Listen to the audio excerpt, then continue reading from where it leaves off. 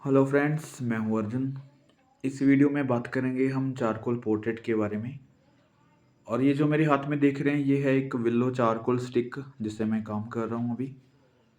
और नीचे जो मैं यूज़ कर रहा हूं, पेपर जो देख रहे हैं, शीट जो है, वो एक आइवरी पेपर है, वाइट, जो कि साइज़ इसका A3 है। मैं उसी को यूज़ करके देख रहा हूँ। और नॉलेज के लिए मैं आपको बता देता हूँ कि हम कोई भी रेफरेंस यूज़ नहीं कर रहे हैं। जस्ट हम स्टडी कर रहे हैं कि किसी भी पोर्ट्रेट को हम किस तरीके से हैंडल करना है।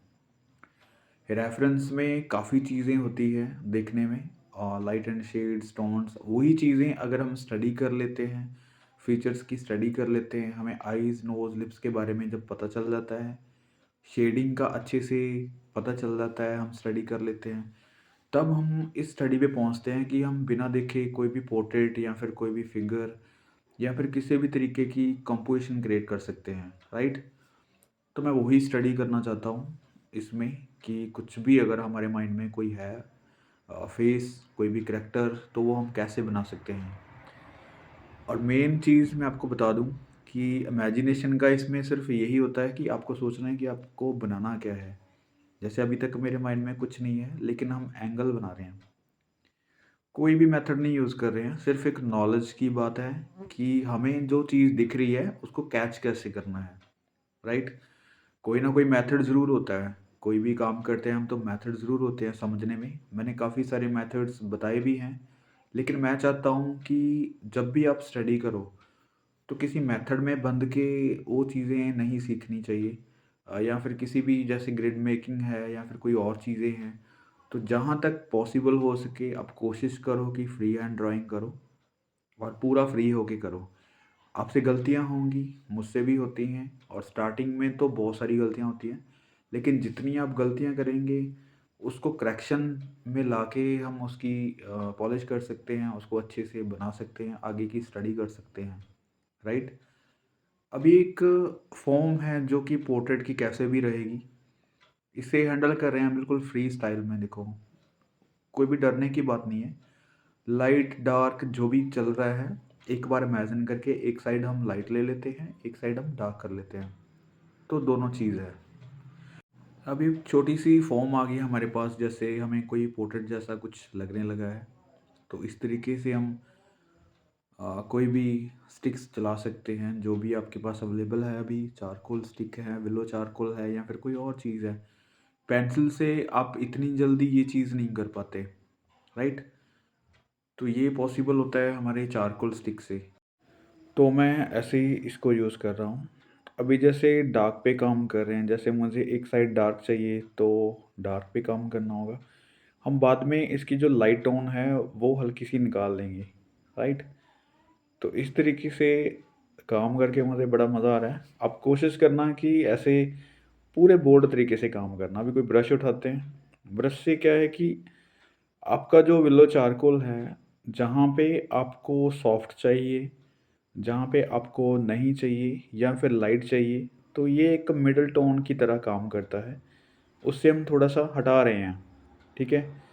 और ब्रश कोई भी हो सकता है आपके पास, जो सॉफ्ट ब्रश है आप उसको यूज़ कर सकते हैं। और इस तरीके से देखो, अभी जो फ़ोम है पोर्ट्रेट की वो निकल के आ गई है। इसके ऊपर और थोड़ा-सा डार्क लगाएँगे, थोड़ा-सा और डिटेलिंग करेंगे तो बहुत अच्छे से पोर्ट्रेट कोई भी निकल के आएगा। जैसे मेरे माइंड में कोई भी अभी करैक्टर नहीं आ रहा, लेकिन एक पगड़ी बनाएँगे ये माइंड में आ रहा है। जैसे हमने ऊपर वाली फ़ॉर्म ली है, राइट? तो ये देखो, जो स्ट्रोक लगे हुए हैं, इस ब्रश से हम उसको हटा के सॉफ्ट सी टोन आ गई है, जो कि हम मिडल टोन बोल सकते हैं उसको। तो 4-5 टोन के अंदर हमारा पोर्ट्रेट जो है वो कंप्लीट हो जाएगा। तो अभी डार्क से थोड़ी-सी और डिटेल, क्योंकि जितना कम हो सकता है हम इसी से कोशिश करते हैं। फिर जो छोटी स्टिक्स आती हैं हम उसके साथ डिटेलिंग कर सकते हैं। इसके ऊपर जो चारकोल पेंसिल्स आती हैं सॉफ्ट वाली, वो और ज़्यादा डिटेलिंग के काम आती हैं, जैसे आईज़ के अंदर या नोज़ के अंदर। अब जितनी मर्ज़ी आप डिटेलिंग कर लो। लेकिन मैं यहाँ पे आपको डिटेलिंग करना नहीं, मैं आपको स्किल के बारे में बता रहा हूँ कि दिखने में एक पोर्ट्रेट लगे, एक वैल्यू के ऊपर काम करेंगे, वो चीज़ मैं आपकी स्किल के ऊपर काम कर रहा हूँ, राइट। तो कोशिश ये रखनी है कि आपसे जितनी भी चीज़ें बनती हैं, अब बारीकियाँ भी सीखें उसकी, मैं यही नहीं कहूँगा कि आप हमेशा बोल्ड वर्क करें, लेकिन जब हम स्टडी करते हैं, तब हमारा माइंड एक शार्प होना चाहिए कि हम किस चीज़ की स्टडी कर रहे हैं। यहाँ पे मैं कोई करैक्टर नहीं बना रहा हूँ, यहाँ पे मैं किसी का करैक्टर क्रिएट नहीं कर रहा हूँ। यहाँ पे हम इमेजिनेशन काम कर रहे हैं और इमेजिनेशन में स्टडी किस चीज़ की कर रहे हैं, ये हमें क्लियर होना चाहिए हर बार। जैसे हम यहाँ पे स्टडी कर रहे हैं सिर्फ लाइट एंड शेड्स की, टोन्स की। जैसे पोर्ट्रेट का एक मॉडल जो बनता है पूरा इस तरीके से, जैसे लाइट आ रही है, तो मॉडल जो बनता है उसका मोल्ड पूरा तरीके से हम बनाना है, लाइट एंड डार्क की तरफ जाना है, ठीक है, हाईलाइट भी दिखानी है, एक पोर्ट्रेट की सही ड्राइंग भी रखनी है, राइट। तो मेरे माइंड में जो चीज़ आ रही है फर्स्ट, वो ये आ रही है कि जो टोन्स हैं वो हम यहाँ पे कैसे फिल करेंगे स्टार्टिंग में। किसी भी फीचर्स को स्टार्टिंग में कोई भी डिटेल नहीं दे रहे हैं, एक मोल्ड जो होता है, एक फॉर्म जो होती है, वो हमें रेडी करनी है। तो इससे देखो धीरे धीरे हमें क्लियर हो रहा है कि कोई यहाँ पे पोर्ट्रेट है। आइज़ का जो डार्कनेस है वो हमें पता चल गया है। अभी यहाँ पे नोज़ का हल्का सा हम क्लियर कर लेंगे, उसके बाद लिप्स का, चिन का, ये चीज़ें साथ की साथ चलती हैं। मैं ये चीज़ हमेशा क्लियर करता हूँ, जो भी स्टूडेंट हैं, जो भी खुद को भी, और आपके बारे में भी मैं यही बात करता हूँ कि जब भी आप पोर्ट्रेट बनाते हैं, कोई भी आप रेफरेंस लेके बनाते हैं, चाहे आप विदाउट रेफरेंस बनाते हैं, चाहे वो फिगर स्टडी बना रहे हैं, चाहे वो लैंडस्केप बना रहे हैं, या फिर कोई स्टिल लाइफ बना रहे हैं, मतलब एनी ऑब्जेक्ट जो भी आपके आर्ट वर्क में आता है, तो सारी चीज़ों को पहले अच्छे से हैंडल करना आना चाहिए। हैंडल करने का एक सही तरीका ये होता है कि आपको प्रॉपर जो भी आपके सामने ऑब्जेक्ट है या फिर ड्राइंग सब्जेक्ट जो भी आपने रखा हुआ है, उसको आपने पूरा लेके काम करना है। वहाँ से आपको पता चल जाएगा कि हमारे पेपर के ऊपर कहाँ पे ड्राइंग बन रही है। अगर पोर्ट्रेट है तो आईज़, नोज़, लिप्स, ये सारी चीज़ें स्टेबल बैठ रही है या नहीं बैठ रही है। और कुछ चीज़ें ऐसी होती हैं जो कई बार हम डिटेलिंग में चले जाते हैं। आपने आईज़ की बहुत अच्छी डिटेलिंग कर ली, बाद में आपको नोज़ के बारे में बनाना पड़ा तो आपकी ड्राइंग कहीं आउट हो जाती है। या फिर कई बार होता है कि मैं देखता हूँ वर्क्स, एक आइज़ बहुत अच्छी बनी होती है, दूसरी आइज़ आपने स्टार्ट की तो दूसरी आइज़ में थोड़ा-सा फ़र्क पड़ गया। वो चीज़ें क्यों होती हैं? क्योंकि हम एक चीज़ के ऊपर फ़ोकस कर रहे हैं, हमारा दूसरी आइज़ के ऊपर या फिर दूसरे ऑब्जेक्ट के ऊपर ध्यान नहीं होता। हम किसी एक चीज़ को शार्प कर रहे हैं, दूसरी चीज़ को डल कर रहे हैं। तो मतलब ये दोनों चीज़ें जो हैं, साथ की साथ काम करना होता है। जैसे ये पोर्ट्रेट बना रहा हूँ तो मेन मोटिव ये है कि किसी पोर्ट्रेट को हम स्टार्ट कैसे कर सकते हैं, मिडल में काम कैसे कर सकते हैं, उसके बाद उसको हैंडल करने का तरीका क्या है, फिर बाद में हम फाइनल कैसे कर सकते हैं। ये 3-4 स्टेप्स हैं जो कि आप अगर तरीके से करते हैं, अगर स्टडी से अच्छे से करते हैं, समझ के करते हैं, तो मुझे लगता है कभी प्रॉब्लम नहीं आएगी, कभी भी वर्क में कोई प्रॉब्लम नहीं आएगी। तो समझने की चीज़ ये है कि जब भी आप काम करो, जैसे ये पेपर मैंने लिया है, इस पेपर के ऊपर कहाँ पे पोर्ट्रेट बनेगा, किस साइड मुझे स्पेस ज़्यादा चाहिए, किस साइड स्पेस मुझे कम चाहिए, ऊपर कितनी जगह चाहिए, नीचे कितनी चाहिए, इसको प्रॉपर तरीके से तब पता चलता है अगर हम पूरे तरीके से उसको मैनेज करते हैं, एक कंपोज़िशन की तरह क्रिएट करते हैं, राइट? तो अभी जैसे हमने छोटा-सा ये फॉर्म बनाया है तो अपनी जगह पे स्टेबल हो गया है। इसके अंदर-अंदर कितना वर्क करना है, कितनी डिटेलिंग करनी है, ये चीज़ें चल रही हैं अभी। साइड पोज़ है थोड़ा-सा, ठीक है? तो साइड से थोड़ा-सा हम इसको मतलब जो फीचर्स हैं इसके, उसकी स्टडी की होगी, तो यहाँ पे आपको कभी प्रॉब्लम नहीं आएगी। जो भी आपका फेस का एंगल बन रहा है, उसी की तरीके से आपको फीचर्स बनाने होंगे। यानी कि नोज़ की स्टडी इस एंगल की आपको करनी होगी अगर आप इमेजिनेशन कर रहे हैं, या फिर देख के भी कर रहे हैं तब भी ये प्रॉब्लम नहीं आएगी अगर आपने स्टडी की होगी।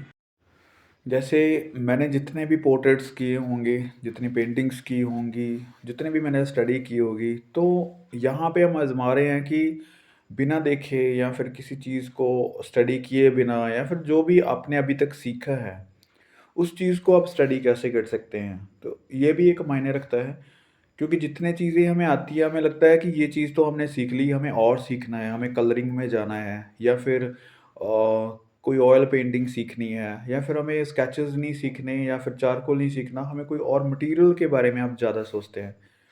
मटेरियल ज़्यादा मायने नहीं रखता, आपकी स्किल जो है वो मटेरियल नहीं देता है। आपकी जो स्किल है वो काम करने क्या है, मतलब कि किसी भी चीज़ को आप स्टडी किस तरीके से करते हैं। मेरे पास ये विलो चारकोल है, तो ये कोई भी कलरिंग नहीं है, कुछ नहीं है। अगर मैंने कुछ स्टडी किया होगा, अगर मैंने कुछ चीज़ें बना-बना के सीखी होंगी, तो यहाँ पे मुझे पता चल रहा है कि कहाँ पे गलती हो रही है, मुझे किस चीज़ की ज़रूरत है अभी और।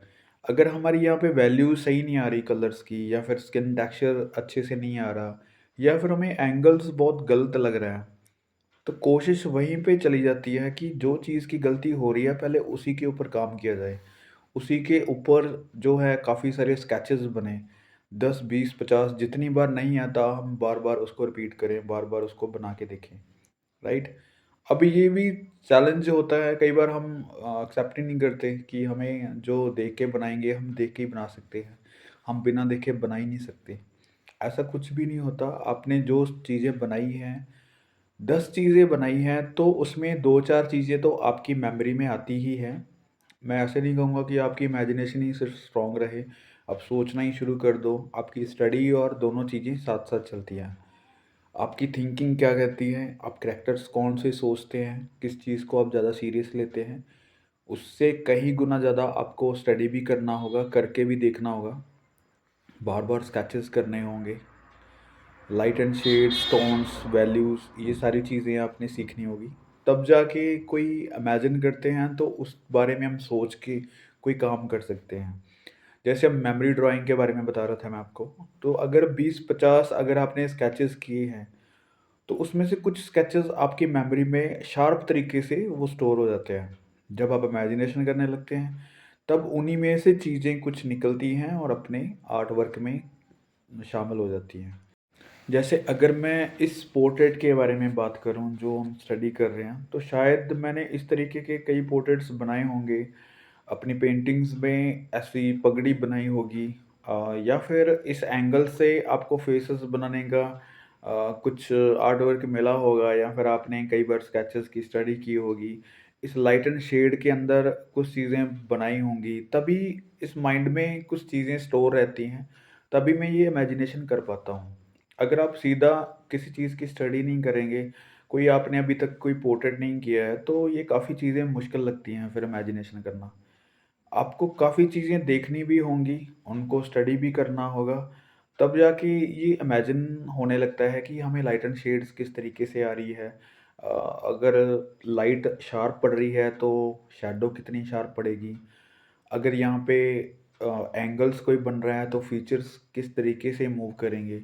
तो ये छोटी-छोटी चीज़ें हैं जो हमें स्टडी करनी होगी, इस पे थोड़ा-सा फ़ोकस करना होगा, और फिर जाके हम बहुत इमेजिनेशन से अपने तरीके से कोई भी पेंटिंग, कोई भी आर्ट वर्क वो बना सकते हैं, जैसे हम सेल्फ थॉट बोलते हैं। तो सेल्फ थॉट का यही होता है कि आप खुद से सोचते हैं और खुद ही आर्ट वर्क वो बनाते हैं। उससे कुछ भी चीज़ें आपने नहीं देखी हैं और उसको हैंडल करने का तरीका जो है वो आपके पास होगा। ऑब्वियसली होगा अगर आपने इस चीज़ को स्टडी किया होगा कभी। जैसे मैं ये फीचर्स बना रहा हूँ अभी आइज़ के बारे में बात करें, तो आइज़ स्ट्रेट नहीं है, मेरी तरफ नहीं देख रही हैं, सीधी नहीं है, थोड़ी-सी टिल्ट हैं, जैसे हमारा फेस 1/4 बना हुआ है। तो इस तरीके से आइज़ भी चाहिए हमें, नोज़ तो भी जब भी चाहिए, लिप्स पोर्ट्रेट भी बनाते चाहिए, हैं राइट? तब इस चीज़ का सामना नहीं करना, आपने अलग से आइज़ की ड्राइंग्स कर के देखनी है। मैंने काफ़ी वीडियोस भी बनाई हैं इसके ऊपर। नोज़ के भी एंगल्स शायद मैंने डाले हुए हैं यूट्यूब पे। आप वहाँ से नोज़ के बारे में देख सकते हैं, लिप्स के बारे में देख सकते हैं। मतलब आप कुछ भी चीज़ें हैं जो पोर्ट्रेट में रहती है मेन, और उसके बारे में आपको स्टडी करनी होगी, काफ़ी स्ट्रॉन्ग स्टडी करनी होगी। फिर हम बहुत इमेजिनेशन से अच्छा काम कर सकते हैं, स्किल को अच्छे से इम्प्रूव कर सकते हैं, राइट? अभी जैसे इसको हम क्लियर नहीं कर रहे हैं, मैं जस्ट आपको बता रहा हूँ, एक इम्प्रेशन दे रहे हैं आइज़ का, नोज़ का, और लिप्स बहुत डार्क में है, इसकी बड़ी-बड़ी मस्टैचेस बनाएँगे। जैसे भी आपके माइंड में कोई करैक्टर आता है, आप उसको अच्छे से बना सकते हैं। मुझे लगता है ये बहुत ही आसान तरीके से होगा अगर आप आइज़ की, नोज़ की, लिप्स की स्टडी करें। ये मैं बार-बार इसलिए बोल रहा हूँ क्योंकि यही चीज़ें हैं जो हम इसमें इम्प्रूव कर सकते हैं, और यही चीज़ें हैं जो एक एंगल सही दिखा सकते हैं। सपोज़ करो ये मेरा फेस जो है हल्का-सा टिल्ट है, साइड है। अगर मेरी आइज़ यहाँ पे फ्रंट वाली बन गई, तो पोर्ट्रेट अच्छा नहीं लगेगा। हमें पोर्ट्रेट के एंगल से फीचर्स को भी चेंज करना होगा। जैसे ये नोज़ का एंगल है, तो नोज़ का अगर मैंने यहाँ पे फ्रंट बन गया या फिर बिल्कुल साइड बन गया, तब बात नहीं बनेगी। तो एंगल्स जो बन रहा है फेस का, उसी एंगल से आपको फीचर्स बनाने होते हैं, राइट? तो एक चीज़ है लाइट एंड डार्क की। लाइट एंड डार्क का आपको थोड़ा-सा अंदाज़ा होना चाहिए कि किसी भी चीज़ पे अगर कोई लाइट पड़ती है, तो शैडो कहाँ तक जा सकती है, कितनी डार्क या फिर लाइट या फिर कितने एंगल्स पे वो मूव करती है शैडो। इसकी थोड़ी-सी स्टडी करनी होगी। मैंने चैप्टर ये भी डाला हुआ है लाइट एंड शेड्स का, वहाँ पे आप स्टडी कर सकते हैं। नहीं तो ये बहुत छोटी चीज़ें हैं, आप थोड़ा-सा सोच के करेंगे, थोड़ा-सा और ज़्यादा ऑब्ज़र्वेशन अपनी बढ़ाएँगे तो बहुत अच्छे से आप काम कर सकते हैं, ज़्यादा मुश्किल नहीं है। यहाँ पे देखो डार्कनेस है, तो इसको बड़ी-बड़ी मूंछें यहाँ पे बना सकते हैं। जैसे मैंने पगड़ी बनाई है, तो एक करैक्टर जैसे मैंने डार्क ही लगाया था, लेकिन डार्क में वो अच्छा लगने लगा कि इसकी मूंछें बना सकते हैं, तो वही चीज़ पे मेरा फ़ोकस चला गया। यही चीज़ होती है, अगर इसको हम मिटा देंगे तब भी ये एंगल सही नहीं होने वाला, लेकिन एक करैक्टर को बनाता है ये चीज़, राइट? तो मुझे लगता है ये रखना चाहिए, इसकी मूंछें बनाते हैं यहाँ पे। और एक मज़े की चीज़ ये है कि जब भी आप कोई काम करते हैं, फ्री होके करते हैं, किसी को दिखाने के लिए जब आर्ट वर्क बनता है या फिर किसी को इम्प्रेस करने के लिए आप कोई भी चीज़ करते हैं, तो इतना मज़ा नहीं देती। आप उसमें कुछ ज़्यादा नहीं सीख पाते। हाँ, स्टडी ज़रूर है, आपका आर्ट वर्क अच्छा होगा, आपकी अच्छी नॉलेज बढ़ेगी। लेकिन मुझे लगता है कि जब अपने आप को थोड़ा-सा जोड़ के रखते हैं आर्ट वर्क से, या फिर कोई भी आप स्टडी कर रहे हैं, उसमें अपने आप का जो खुद का मज़ा ढूँढते हैं, तब ज़्यादा मज़ा आता है चीज़ों का। अभी मुझे कोई भी यहाँ पे ये सेल नहीं करना है या फिर कोई भी किसी को दिखाने के लिए मैं नहीं कर रहा हूँ, अपने मज़े के लिए कर रहा हूँ। और नाइट टाइम जब भी मैं फ्री होता हूँ अपने आर्ट वर्क से, कमीशन वर्क से, तो मैं ये चीज़ें ही करता हूँ, कोशिश करता हूँ कि वीडियोस बनाएँ या फिर कोई स्केचेस बनाएँ, तब ये मूड करता है कुछ एक्स्ट्रा करने का। तो तब ये स्ट्रोक्स अच्छे लगते हैं मुझे और खुल के काम करना अच्छा लगता है। मैं ये कहूँगा कि थोड़ी-सी हैबिट होनी चाहिए आपकी, और काम कुछ भी हो, छोटा-सा स्केच बनाओ, बड़ा बनाओ, वो ज़्यादा मैटर नहीं करता। लेकिन आपके पास कोई छोटी-सी स्केच बुक हो, कोई पेन रखो अपने पास, तो उससे कुछ ना कुछ ड्रॉ करते रहो। अगर आपके पास पेन है, स्केच बुक है कोई छोटी-सी, तो कुछ ना कुछ तो बनेगा ही। फ्री नहीं बैठेंगे मुझे लगता है। कई बार हमें ये लगता है कि हमारी जो स्केच बुक है बहुत दूर पड़ी है, पेंसिल्स अलग बहुत अच्छे से रखी हुई है सँभाल के, तो उसको हम यूज़ नहीं कर रहे हैं। लेकिन ये सँभालने वाली चीज़ नहीं होती, ये आपके अराउंड ही रहनी चाहिए, बिखरा होना चाहिए थोड़ा-सा सामान, कि आप उठाया और काम करना स्टार्ट कर दिया, राइट? मैंने बहुत बार देखा है, बहुत अच्छे-अच्छे जो ब्रशेज़ होते हैं, बहुत अच्छे-अच्छे कलर्स होते हैं, वो ऐसी जगह पे रखे होते हैं कि उनको उठाने का मन नहीं करता। पेपर्स बहुत सँभाल के रखे होते हैं, उनको कवर करके, और ऐसी जगह पे रखा होता था कि उनको अच्छा-सा मूड चाहिए कि वहाँ से निकालो और वहाँ पे पेस्ट करो, और फिर उसके बाद बनाएँगे, तब तक आपकी जो एनर्जी रहती है, वो बिल्कुल चली जाती है।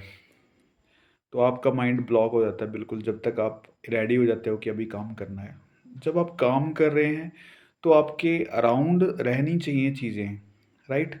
थोड़ा-सा बिखरा होना चाहिए वर्क, कि उठाया और पेस्ट किया, लगा दिया। या फिर आप अपनी पेपर्स को अपने कुछ ऐसे रखो कि बैठो और वहाँ पे काम स्टार्ट कर दो, कुछ ऐसी सेटिंग होनी चाहिए। अगर आप काम करने के बाद आप सारी चीज़ें सँभाल देते हैं, एक साइड रख देते हैं, उसके बाद आप चीज़ों को इकट्ठा करके फिर से एक कंपोज़ करते हैं, काम करने के लिए इकट्ठा करते हैं, एक माहौल बनाते हैं, तब तक आपकी एनर्जी चली जाती है। तो मैं ये ज़रूर बोलूँगा कि या तो ऐसी सेटिंग हो आपकी कि जहाँ पे आप टेबल पे बैठे हैं, वहाँ पे बस ये स्केच बुक और ये चीज़ें रखी हों, कि बैठते सार ही आपको पता चले कि स्केच बुक खोली और काम कर लिया। ये सेटिंग बहुत ज़रूरी होती है वर्क करने के लिए। एक जो माइंडसेट है आपका कि अब कब करना है, कल से शुरू करेंगे, ऐसा कुछ नहीं होता। अच्छा काम करने के लिए कोई समय नहीं होता, कोई भी दिन नहीं होता। आप अगर अभी भी ये वीडियो देख रहे हैं, तो कोशिश करो कि साथ के साथ जब भी मेरी वीडियो आप देखते हैं, तो कुछ ड्रॉ करके देखें या फिर इसको अच्छे से समझें कि मैं किस तरीके से काम कर रहा हूँ, किसी चीज़ को हम हैंडल कैसे कर सकते हैं। मेरी कोशिश यही रहती है कि बहुत आसान तरीका हो और हम कैसे फ्री होके काम कर सकते हैं। मुझे लगता है जो आर्ट का सब्जेक्ट है, सिर्फ़ यही एक माध्यम है जहाँ पे हम फ्री महसूस कर सकते हैं, बिना किसी बाउंडेशन के काम कर सकते हैं। बाकी सारे सब्जेक्ट जो हैं आपको रूल भी देखने होते हैं, आपको याद भी करने होते हैं, तो यहाँ पे याद रखने वाली चीज़ें नहीं होती। लिख-लिख के याद करने वाली चीज़ें नहीं होती। आपको सिर्फ़ अपने माइंड में स्टोर करनी होती है। आपको एक्सपीरियंस लेना होता है कि हम किस चीज़ को किस तरीके से हैंडल कर सकते हैं। जैसे मैं थोड़ा-सा सॉफ्ट करने के लिए, थोड़े से जहाँ पे स्ट्रोक्स ज़्यादा दिख रहे हैं उसको हटाने के लिए ब्रश का यूज़ कर रहा हूँ, राइट? उससे थोड़ी-सी सॉफ्टनेस बनती है। हटाने के लिए इसको हाइलाइट दिखाने के लिए आपके पास इरेज़र होती है जो कि क्ले इरेज़र होती है, बहुत ही सॉफ्ट। इसको कैसे भी आप उसको मोल्ड कर सकते हैं, कोई भी उसको आकार दे सकते हैं।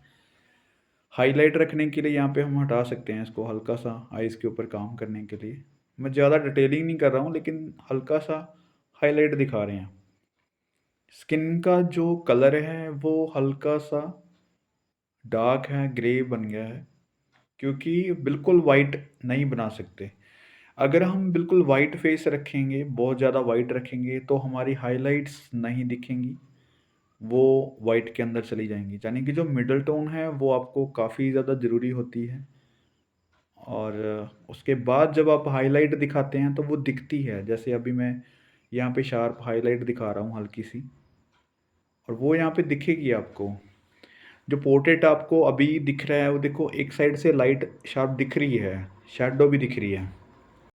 इसलिए जब भी आप काम करते हैं तो मिडल टोन ज़रूरी है, आपको लगानी चाहिए। फेस जब भी कोई भी बनाते हैं पोर्ट्रेट तो उसमें रखनी चाहिए। उसके बाद आप हाइलाइट इस तरीके से दे सकते हैं, राइट? जहाँ पे ज़रूरी है, हल्की-सी हाइलाइट दे रहे हैं जैसे नोज़ पे हो गया, नोज़ की इस साइड पे हो गया, यहाँ पे टिप पे हो गया हाइलाइट, ठीक है?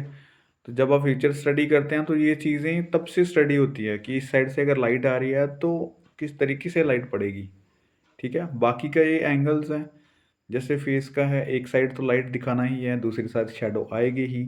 अगर आपने 10-12 स्केचेस ऐसे बनाए, इस तरीके से स्टडी किया, तो बहुत अच्छे से हैंडल कर लेंगे। ये ज़्यादा मुश्किल नहीं है, आपको शायद लग रहा होगा, लेकिन अगर आप बिलो चारकोल से कर रहे हैं या फिर पेंसिल से कर रहे हैं, इस तरीके से करेंगे तो 2-4 स्केचेस ऐसे बनेंगे, लेकिन फिर बहुत अच्छा स्केच बन जाएगा। और अभी देखो हल्की-सी जो हाइलाइट है वो हमने दिखाई है। प्रॉपर पता चल रहा है अभी कि हाइलाइट पड़ रही है इस साइड से और दूसरी साइड शैडो पड़ रही है, जो कि हम ज़्यादा डार्क नहीं कर रहे हैं, ज़्यादा डिटेल भी नहीं कर रहे हैं, फिर भी वहाँ पे मज़ा आ रहा है देख के। अभी हल्की-हल्की डिटेलिंग है जहाँ पे हम हाइलाइट्स दे सकते हैं, चिन पे, नेक पे, ये सारी चीज़ें। ब्रश के साथ स्मूथ कर सकते हैं। हाइलाइट्स को इससे ज़्यादा शार्प करनी होगी तो हम ज़्यादा इसको निकाल देंगे। ये देखो व्हाइट पेपर अभी तक दिखने नहीं लगा है। जब तक ये व्हाइट पेपर नहीं दिखता तब तक हम हाइलाइट दे सकते हैं इसके ऊपर, ठीक है? ये तभी दिखेगा अगर आप थोड़ा-सा इस चीज़ को डल रखेंगे, मतलब जो आपका पूरा ऑब्जेक्ट है उसके अंदर आपको मिडल टोन देनी होगी, तब ये हाइलाइट हम निकाल सकते हैं। अगर ये चीज़ें आपकी व्हाइट छोड़ी हुई हैं पहले से, आप डर-डर के डार्क लगा रहे हैं, तो यहाँ पे आपकी हाइलाइट नहीं दिखेगी, ये चीज़ें मिस हो जाती हैं। हमारे किसी भी ऑब्जेक्ट के अंदर यही चीज़ें ख़ास होती हैं कि टोन बाय टोन हमें चलना होता है। जैसे मिडल टोन है, मिडल टोन को आप बिल्कुल बेसिक रखें। बेस जो है आपका मिडल टोन है, उसके बाद आप डार्क पे 3-4 स्टेप लेके डार्क की तरफ जाते हैं, एक्स्ट्रा डार्क लगाते हैं, ठीक है? और लाइट की तरफ आपको लाइट छोड़नी होती है, फिर धीरे-धीरे आपको और लाइट में आना होता है, फिर बिल्कुल ये मैं इरेज़र से जो यूज़ कर रहा हूँ, ये बिल्कुल हाइलाइट है, बिल्कुल एंड वाला पॉइंट।